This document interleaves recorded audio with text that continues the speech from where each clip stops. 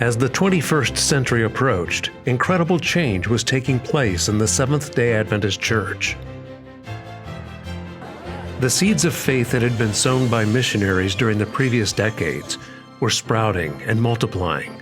The Adventist faith community was growing faster than churches could be built. Maranatha Flights International, known for its short-term mission projects to build churches and schools, was changing too. After 12 years of steady growth and increasing activity, founder John Freeman, still working full-time in his photography business, encouraged Maranatha's board to hire a staff. The search began, and John called a young professional working in Denver, Colorado, who also happened to be a former Air Force pilot. He said, "We've received your resume and we want to interview you." I said, "Okay, well, that's interesting. I live in Denver, Colorado, so I'm available." He said, "No, I would like you to come to Michigan. That's where our headquarters is. So if you could come to Michigan." I said, "Well, I can work with the president of the company and try to get some time off. You just send me a ticket." He says, "Oh, no." He said, "We're a volunteer organization. You'll need to pay your way." Well, I wasn't familiar with this approach to life at that point. So I said, "Well, I don't ever go to Michigan at this particular point in time." I says, "But I tell you what," I says, "if I ever have opportunity to be in Michigan, I'll give you a call. Thank you very much." End of conversation.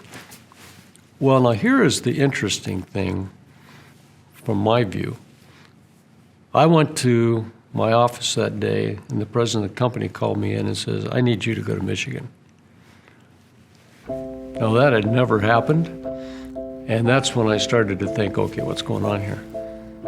Don Noble was one of several candidates who interviewed, and the job was offered to him. Don asked to meet with the board so he could be certain he fully understood Maranatha and whether this was God's calling. A couple of the board members took me aside and they said, "If I was a young man like you," because at that time I was a young man, they said, "if I was a young man like you and I wanted to make a difference in the world," they said, "we can tell you that this is a place that you could be used by God to make a difference in the world." And I liked that. Calvin Kruger was one of those board members. He has been volunteering with Maranatha for more than 40 of its 50 years and serving on the board for just as long. Something happened there. There's a compulsion there. And that's why Maranatha is where it is with the help of the Holy Spirit. Don Noble became the president of Maranatha Flights International in 1983. Those that hired Don told him his job description was essentially this: make Maranatha fly. And he did. It wasn't long before Don moved the Maranatha office from John Freeman's basement onto the main street in Berrien Springs, Michigan. Another change was happening. More often, the projects were further away from the United States, requiring volunteers to use commercial airliners. And too often, the name Maranatha Flights International caused people to mistake it for a travel agency. A very interesting thing started happening. We started doing some projects with an organization called Volunteers International that was started by a gentleman who became a friend of mine, still is, Robert Bainham.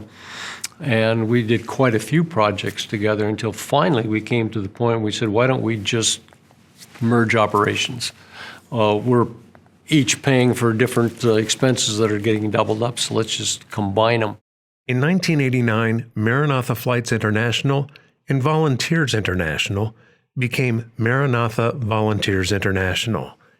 One of the best compliments I think I've ever had from Maranatha was that they called me a founder because I gave part of my Volunteers International name, which they really wanted. And so I've been flattered, really. Even before the organizations merged, Robert Bainham volunteered regularly with Maranatha. He was also a board member. He would travel with Don from time to time to evaluate projects. In 1991, Don and Robert traveled to the Dominican Republic at the invitation of church leaders who had come to trust Maranatha. The visit would be a game changer for the 23-year-old organization. They went through the needs for about 2 hours. They showed us slides of congregations meeting in shacks, under trees. There was a great need, and convinced me they needed churches really badly. And they said, we need 25, 30 projects. And, you hear these numbers, those are big numbers, right? And so we looked at a few of them, and we went back to the airport. We were going to the airport, and Robert turned to me and says, "So, Don, what are you going to do?" And I says, "What do you mean? What am I going to do?" Well, how many churches we're going to build? And Don says, "Well, they asked for, say, 25 projects." And I said, "Well, we'll probably do what we usually do. We do a few projects in one place and a few projects in another place." and then next year we'll build them a church or two. And I said, "Hey, you didn't listen to what they said." And he says, "You're not listening to them. You're not listening." He says, "They asked for 25 and they need 25. Why don't you do all 25? Why don't you do them all? What's stopping you from doing them all?" Well, I wasn't thinking that big. I wasn't thinking it was possible. But ding, ding, ding. The thought came to me, maybe that's what we're supposed to do. Don brought the idea to the staff, now 6 people, who caught the vision. And then he brought it to the board, who agreed. It was time to take a leap of faith, and Santo Domingo 92 was launched. We did not know what we voted. We had no idea what it meant to do something like that. It was more complicated and difficult than we realized. We thought, how tough can this be? We've done these projects before. But when you bring 1,200 volunteers and you run this thing for 10 weeks, and you're doing 25 churches scattered all over a large area, the logistics start getting away from you real quick. He had to stretch himself, and he stretched the organization. There were plenty of roadblocks along the way, but the Goliath of Santo Domingo 92 was put into the hands of God, and the small David of Maranatha, with its tiny staff buoyed by 1,200 volunteers, prevailed. Fast forward to the end of that 10 weeks, on the last Friday afternoon, we finished the 25th church. And the next day we dedicated the whole thing, and they had a big baptism, and the General Conference president was there, and the division president was there, and they baptized, a few thousand people, and they had 15, 20,000 people in a big stadium. And all of a sudden I'm going, wow, what just happened here? What happened? Well, quite a few things happened for the Maranatha organization. Everybody's looking at us differently. The next week, we get a request for 50 projects in Mexico. Well, if they can do 25 here, sure they can do 50 over here. So that's the numbers started changing. The expectations started changing. The volunteers started to trust us.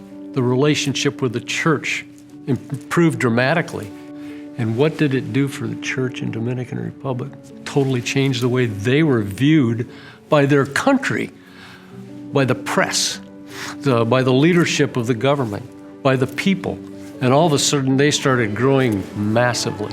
And I can't say it was all that project, but I believe God used that project, at least in a major way, toward that. That was a whole new day for Maranatha. To even dream that way was not possible prior to that moment. And from there, it has just been a multiplier. Maranatha discovered it could do that, and then it is, well, it's pretty well been vertical growth for many years. From a big view, those churches, almost every one of them has spawned a number of other churches. One of them what was it, like 20 more churches have come out of that one church. And I can remember it was a church that I almost said no when they took us to it. And so I know, and here's the thread that runs through it all. I'm fully and 100% confident that God is guiding it even when He doesn't skywrite it. He doesn't send you an email or a text, but He's guiding this thing. And even down to which church you build, which school you construct, which volunteers get together on a site. He's in charge of all that. And that's why it works, because we just aren't smart enough to put all that stuff together. But looking back at Santo Domingo and seeing from 20-some years later, the impact is huge. There, it's had a big impact on the volunteers, and it's changed the organization too. Today, it is normal for Maranatha to commit to 50, 100, or even 1,000 churches in regions of the world where the faith community is growing rapidly. And it is the ministry of Maranatha Volunteers International that Adventist leadership comes to when it needs to improve church and school infrastructure. Please pray for Maranatha as we continue to move forward in faith, anticipating Jesus' soon return. I believe that Maranatha has provided more than schools and more than churches. They provided the development of thousands of individuals that went on these projects, and that changed their life and their witness for God everywhere they went after that. The best is yet to come.